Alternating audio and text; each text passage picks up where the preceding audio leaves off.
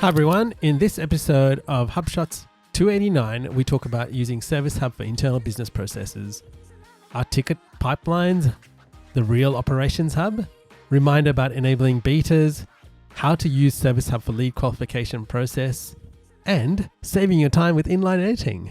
My name's Ian Jacob from Search and Be Found, and with me is Craig Bailey from Zen Systems. How are you, Craig? Oh, really well. And yeah, I really love this topic that we're covering today around automation, really. Enabling business automation. It's a follow-on from our episode last week. All right, and what's our growth thought of the week, Craig? All right, so you know how there's Operations Hub in Yes. HubSpot? I don't think people know what that is, except for a few extra actions. So there's confusion. I think HubSpot missed an opportunity here because I think Service Hub is actually a better candidate for being your Operations Hub, because increasingly, and this is what we're going to talk about in the show, companies are using ticket pipelines to manage a whole bunch of business processes. Correct. And as we looked at last week, this whole automation piece that really unlocks in Pro, I think Service Hub is increasingly where we're seeing it. And we're going to go through some scenarios that some of our clients are using. And I'm like, oh, wow, you're doing sales processes in tickets, not deals. I wonder why that is. We'll chat through that because it's actually perfectly valid. And it got me thinking about the whole automation suite that they've got. And if you get the show notes, you can kind of see this breakdown per hub: Marketing Hub, Sales Hub, Service Hub, Operations Hub. I think there's an opportunity in the Operations Hub side for HubSpot to offer some kind of new pipeline, not ticket pipeline, but maybe they call it processes pipeline or operations pipeline. There's Correct. special kind of pipelines geared around business processes. They probably have a bunch of new actions, maybe a bunch of new triggers. You know, Operations Hub says you can trigger by a webhook. There'd be other triggers. I think a lot more focused on integrating with other systems. And so just bringing that out, I kind of feel that's where Operations Hub is probably going. I have no inside knowledge on this, of course, but in the interim, companies are using Service Hub and ticket pipelines for that. We're going to chat about it, but I just feel that tickets, because people hear tickets, it psychologically limits you to thinking, oh, just customer service processes. In this episode, our whole goal is to say, no, your entire business processes. Think about them. What can you use Service Hub for and Service Hub Pro? So that's and it's quite interesting, isn't it? It's interesting, Craig, because you and me both have clients, and we both kind of stumbled upon, as we were talking and sharing with each other, it's like, hang on, we've got customers doing that too. And that's what kind of spurred this episode. Mm. Hey, by the way, did you know that last week when we recorded, that was our 7-week anniversary of HubShots? You mean 7-year anniversary, Craig? Oh, did I say 7 weeks? 7 years. Yeah, 7 years. First episode went live in October 2015. Time flies, Ian. And it's been good, I have to say, Craig. So thank you to you for staying the path and sticking with it and keeping, you know what? I've been so grateful. So listeners, this week, it's been a little bit crazy at home, and Craig has done a lot of the heavy lifting. So I am very grateful that A, we support each other, and B, we carry each other's weights when the other one can't carry it. So thank you. It's good that I can occasionally return the favor. It's normally you doing the favors for me, Ian. But, you know, thanks to our listeners as well, because some of them have been with us since episode 1. Correct. There are still some listeners, so thank you. Shout outs to you. But let's get into some quick shots. Back to our usual format, by the way, this week. I know the last couple of weeks have been a bit unusual, but yeah, back to our usual format. All right. So one of the first ones you probably want to know is having the CRM record overview. And I'm really excited about this, as I've shown customers and they've experienced it. They're like, wow, this could be a game changer. So look out for that. And you've got to enable that in the beta in your portal. And you've got to be a super admin to do that. And we'll go more into that in a second. A reminder, inline editing across contacts, deals, companies, tickets, being a massive time saver. So you just need to be aware that this is now rolled out and you should be using it. And if you've got sales teams, tell them to use it because it could save them loads of time. This, I've seen this rolled out to some portals, but it's still beta for others. Oh. So I don't know. So maybe by the time you're actually watching this episode, dear viewer or listener, it's just in your portal. But yeah, it's not available for some, but then others, it's like, yeah. So I'm not quite sure, but we're going to do that in shot 2. We'll actually expand on that. All right. And the next thing there is customer journey analytics. And this looks interesting. And we're still trying to work out everything, but we've enabled it to make sure that it's collecting the data. We've got HubSpot's GTM integration now supports GTM's consent mode, which I didn't know, Craig. So that cookie banner accepts now can be sent to GTM. I'll just GTM. talk about this. This is a big update. I don't think people realize how significant or useful this is. Yeah. So previously you had HubSpot cookies. Great. Oh, do I accept cookies or not? Sure. All that impacted, like all that controlled, was your actual HubSpot cookie. So if you said no, I decline, it wouldn't insert the HubSpot cookie. It wouldn't control any of the other cookies. But now, because of their integration with GTM, which actually supports that consent mode programmatically, the HubSpot one, if you say no, decline cookies, it pushes that through to GTM. So if you've got GTM pulling in a whole bunch of other cookies, they will be declined unless cookie consent has been given. So that's quite nice. Solves a big headache before. So that's quite nice. But the other thing that we say is we just don't even show cookie consent banners in Australia. It's not a requirement. That's right. And most people don't need to. Your mileage may vary. All right. And the next tip is from HubSpot support from Leeway. And it's something that we knew about, but we were testing it out. And it's about adding the column in your list that says added to list date. So you can see when someone was added to the list. And so this seems to be one of those things that has made a big difference to people. So well worth it. It shows up as an advanced property on your list columns. So you can add that. So shout out to HubSpot support because I love HubSpot support.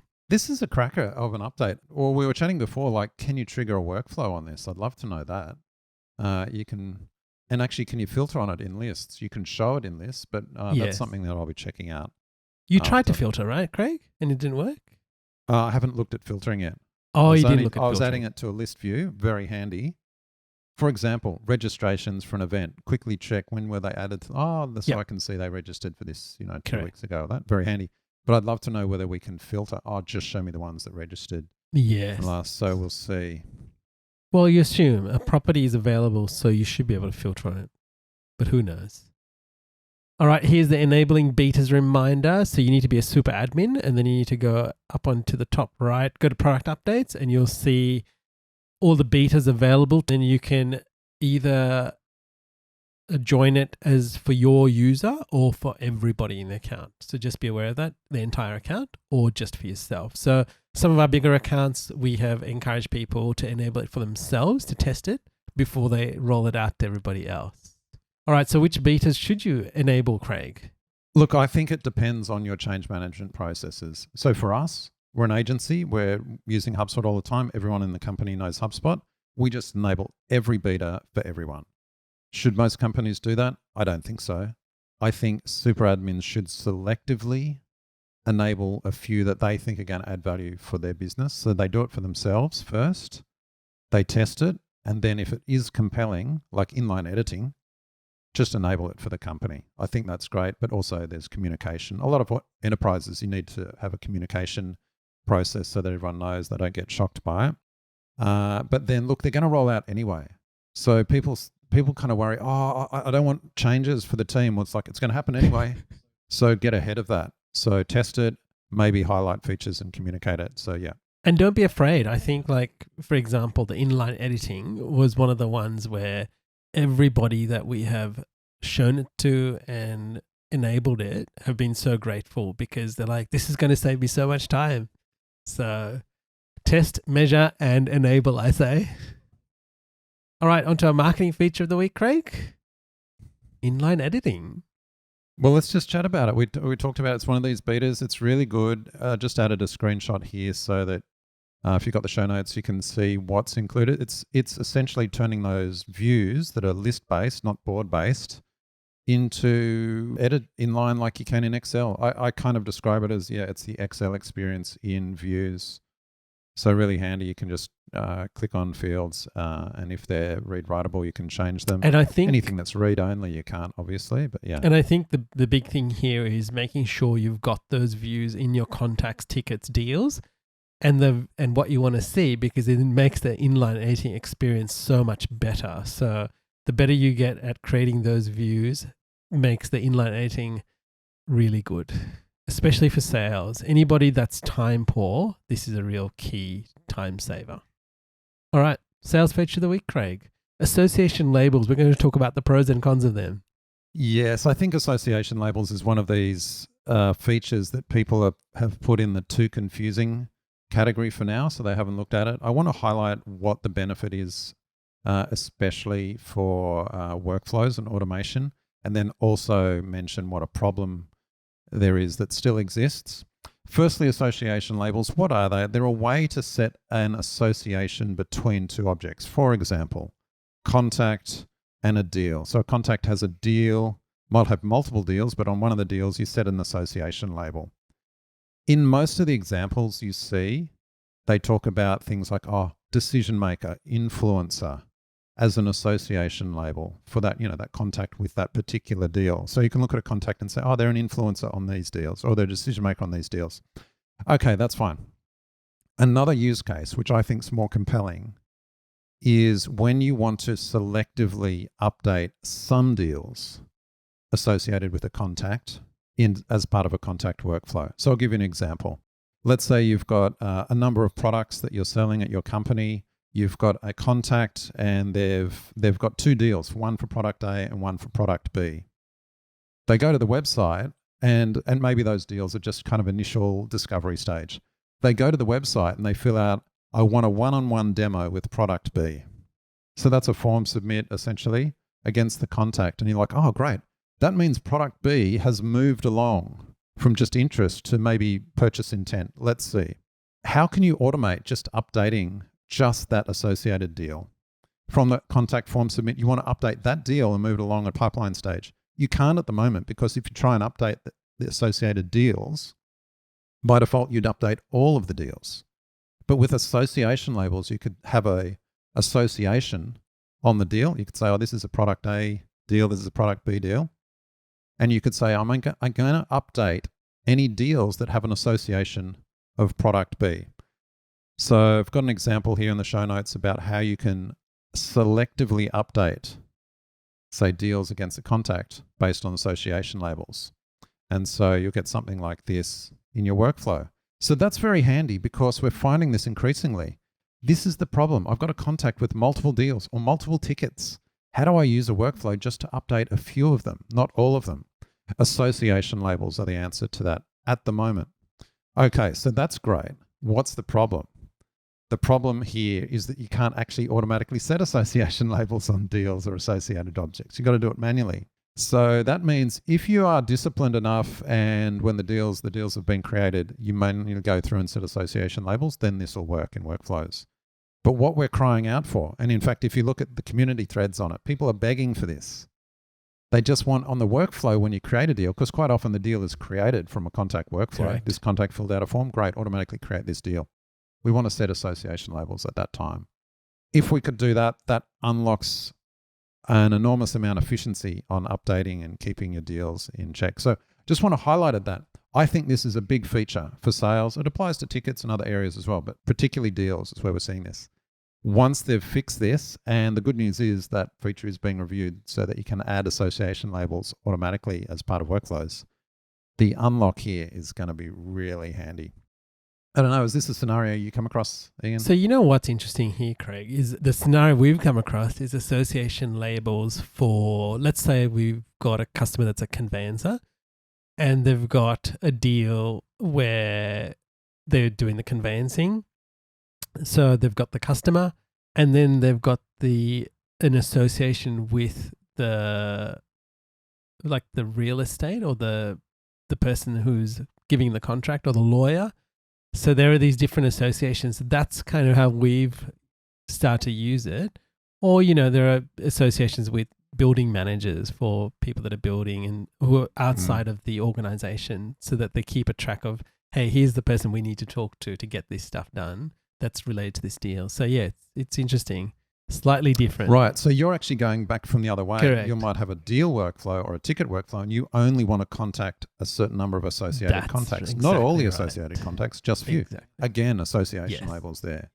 Be really handy. So, but that's the problem. You've got to manually add those associations. But you know what? This is a great start, I have to say. It is a great start. All right, let's talk about our service feature about using ticket pipelines for contact qualification process.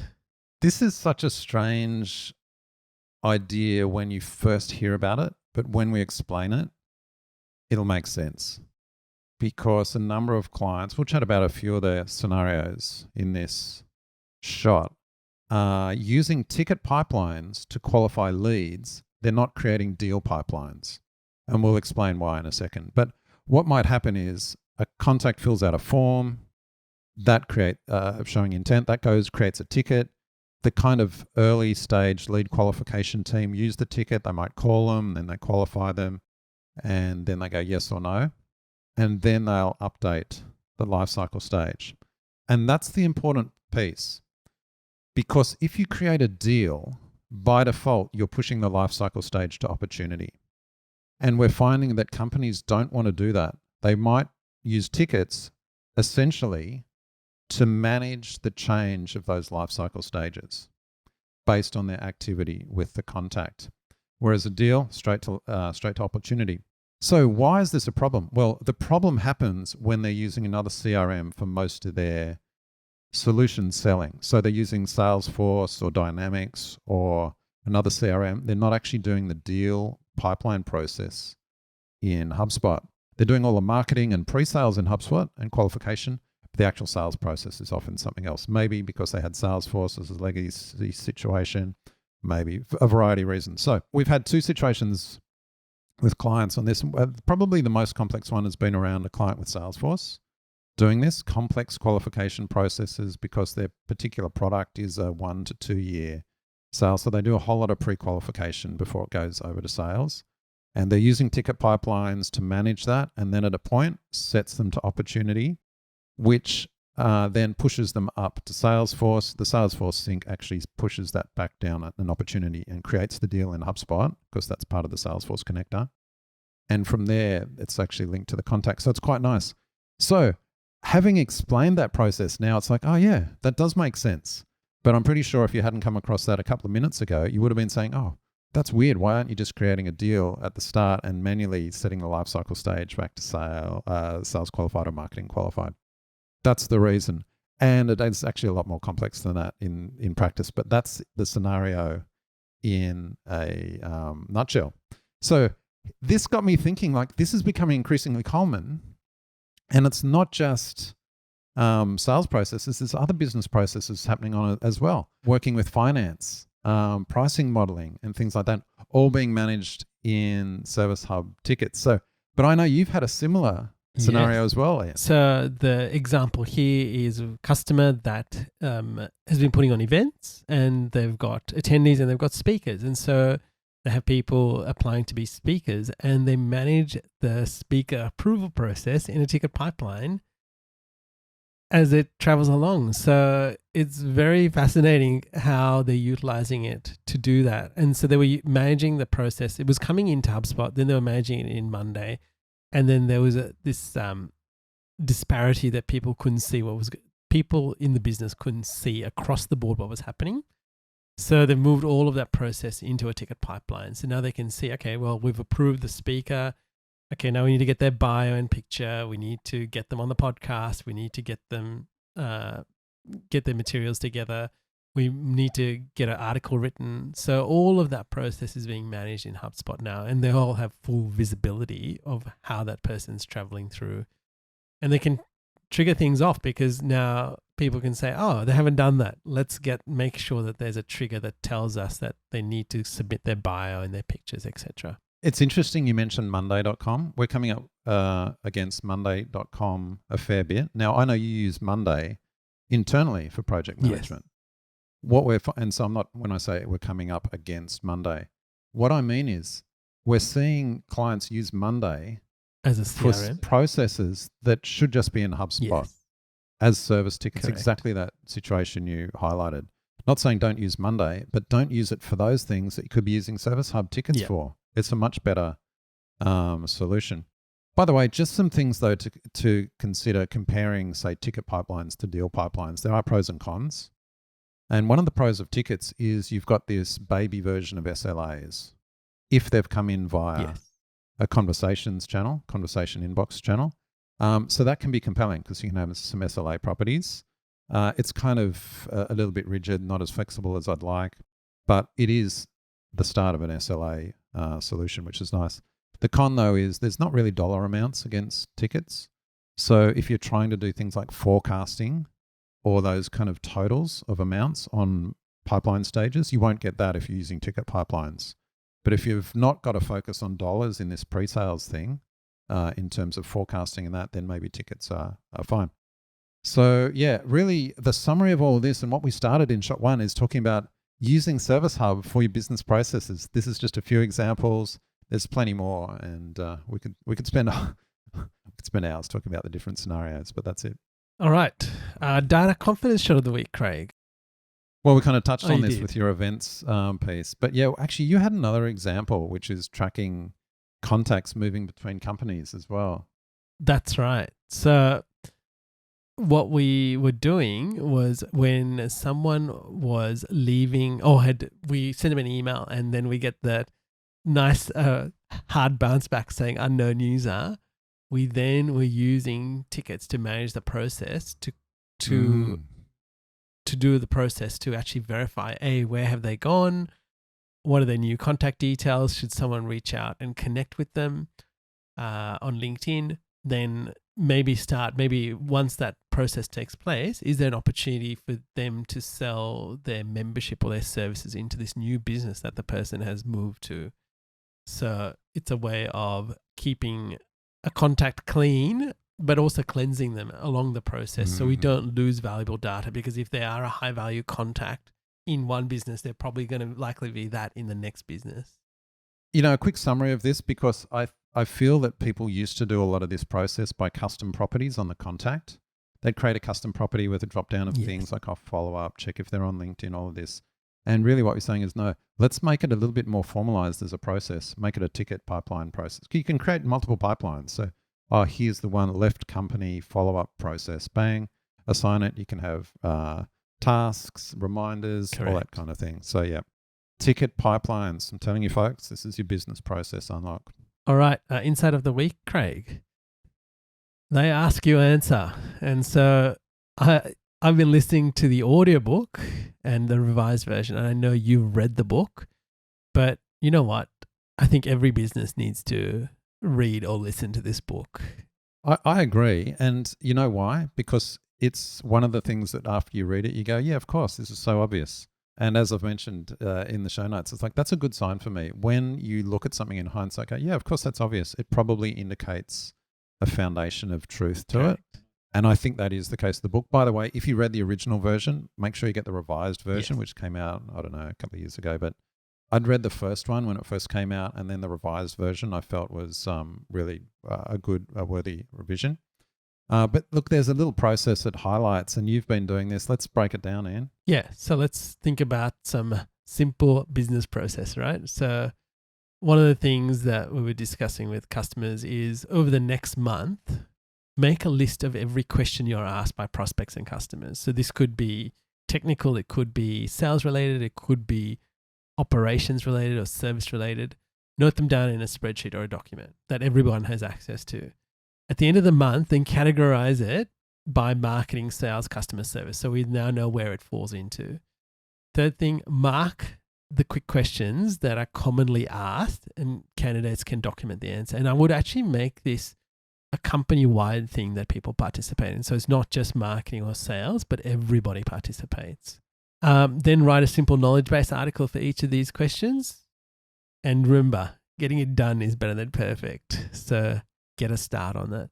And then to really help people in the business is create snippets and templates for these questions that link through to knowledge-based articles where people can easily share the answers to the questions that people are having. So you can do that. Now, the follow-on from this is you could then create a bot. I think we might have that in the show notes, is to create a bot and then get people interacting with that to get the answers that they need.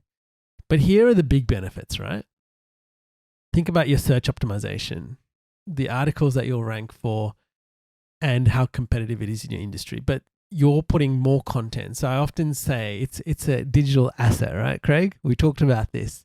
We're building digital assets. The better you can do this, the better the longevity is of your business and the ability to draw people in. It also creates efficiency for your team because you're saving time in those responses. Like, I just couldn't imagine doing this, talking about the same thing over and over again and everybody making their own flavor and version of it. And then the next thing is effectiveness. Your prospects and customers get to know you better and it becomes a source of knowledge and value to them. So I know Craig has often said he looks, and when he tries a product out, he looks at the knowledge base. He reads everything in there. How does it operate? What does it work? What are the things you need to look out for? And that kind of helps him make up his mind about buying a particular product. So think of that in your business. I want to make a comment about these benefits. And by the way, we should just kind of to summarize from the book, there's a whole bunch of ideas, but one of the ideas is, the title is They Ask, You Answer. It's kind of like customers have questions, just answer the questions. So it's kind of obvious, but then he breaks it down into, here's to go about it. He has a whole bunch around video marketing, a whole bunch of other things, but this is just one of the kind of topics he covers. But there's those three benefits you mentioned, SEO benefits, efficiency and effectiveness. I want to say the first one, SEO benefits, is overplayed. Because if you're in a competitive industry, sure, you'll create a knowledge base. You're not going to rank for it, frankly. Competitive, someone else is already ranking for it. So don't focus on that. Sure, it's useful and you might get a bit of extra traffic. That's not the benefit. The benefit is these second two. Efficiency, because your team is more efficient and consistent. So if we got an answer for that, here it is. And then effectiveness, as you said, the customers just get a much better experience. It's about the value you give your customers. And of course, then you're providing a premium service at that point. So look, Impact Plus have a whole program around this and training programs. So we've got a link to that. But answer all the questions. There you go. All right. What sunsetted, Craig? Or what is about to sunset, I should say. Well, at the end of the year, I think there are those original templates. Yeah. Just, I think you got to move over. But look, just use the new templates. They're so much better. And here's one reason why.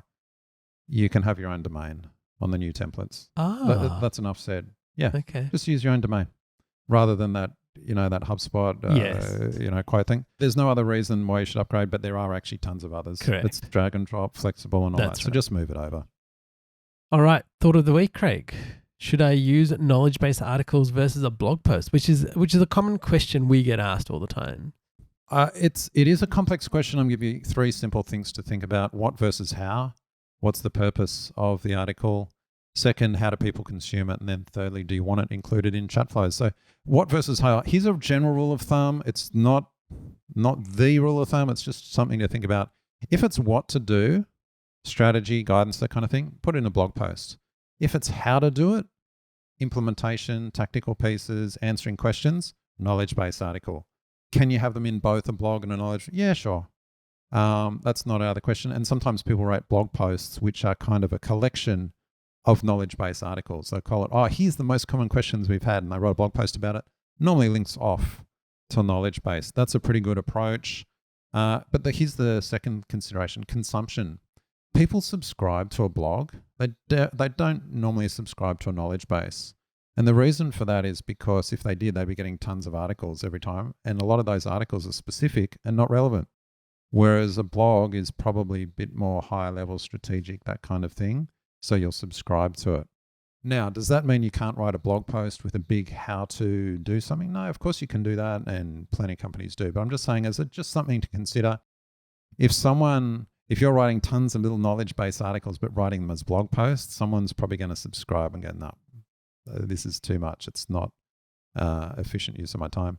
So consumption is the second thing. But then the chat flow one, which you highlighted before, Ian, around knowledge base, it flows on from that. They ask, you answer. It's like in HubSpot, you can create these knowledge bots. And you've been doing this for clients, correct, right, Ian? So well worth it if you're not utilizing that in Service Hub. Yeah, got a few examples. We've got our own knowledge base and how we use the knowledge bot as well. All right, quote of the week. So there's two quotes this week. One that I love a lot, and it's success is making those who believed in you look brilliant. And this is from Dharmesh. Shah, one of the co-founders. I think we've of HubSpot. featured this on the show a number of We times. have. Great quote. But I just thought it was apt for this week. Yeah, good reminder. And the second one is enjoyment is an incredible energizer to the human spirit. And this is from John C. Maxwell. And you got a little bit of throwback picture there, Craig, of Moby from Red Pandas and Inbound Yeah, Buzz. this is from Inbound 2016, because on my iPhone I've got this little photos thing widget Yes. on the home screen, which just shows me photos from previous years and things. It's great. This one came up. There's Moby looking very cool in front of the blackboard at HubSpot HQ when we were in there at Boston 2016. Good times. That's right. Well, listeners, there is Service Hub training, so we encourage you to do that. And we have actually gone in depth in Service Hub in episode 276. So well worth doing. Now, how can we help you? We have a product called HubSpot QuickCheck, where if you need to understand if you're coming up for renewal and you're saying, is this worth it? Am I using everything that's available in HubSpot? Am I running my processes efficiently, as we've been talking about? Am I using best practices? People often ask us that. So it's a 90-minute Zoom call with Craig and myself, and we will go through and give you an overview and really come away with 3 things that you can do with your HubSpot portal. Comment on this, Ian, because we've been getting a couple of these a week now. Correct. They're proving popular, but one of the scenarios, one of the use cases is for teams that have inherited HubSpot. Yes. So they've come in, they're like, oh, someone else set up HubSpot in our team years ago. They've left the company. We're the new marketing manager or marketing or sales team. What's this HubSpot? What's working? Is it used? This way, this QuickCheck is really handy. We just kind of go through it, highlight a few things, and then they've got a few key priorities that just gets them using HubSpot even better. If you enjoyed the show, please share it with a friend. And if you would like to get in contact with us, please subscribe to the show notes below. And then if you want to send an email back, you will get to hear from Craig. And if you want to connect with me, please connect with me on LinkedIn. Well, Craig, until next week. Catch you later, Ian.